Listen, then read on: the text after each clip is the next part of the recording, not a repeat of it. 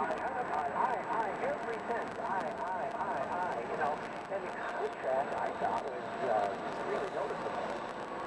I mean, what I heard was a message of hope that, you know, I've argued, and I know Trump's never put it in these terms, but I've always heard Trump when I hear him speak, that decline's a choice.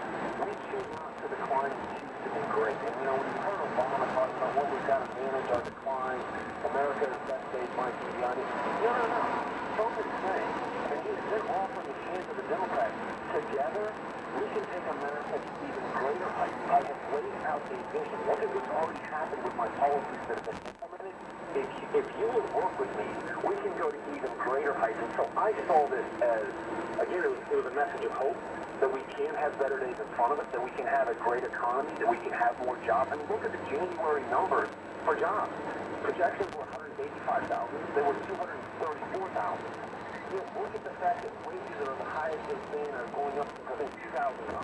He has laid out a compelling vision of hope and said to the Democrats, if you will work with me, we can go to even greater heights. And so, again, I loved it. I thought it was magnificent. I thought it was exactly what he had to do. And at some point, John, but they're going to figure out, in the days leading up to the State of the Union, you feel like, well, you know, we don't know if Donald Trump's going to be able to pull us off.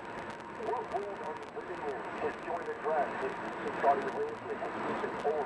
When Donald Trump steps up to the plate, I say he Babe Ruth.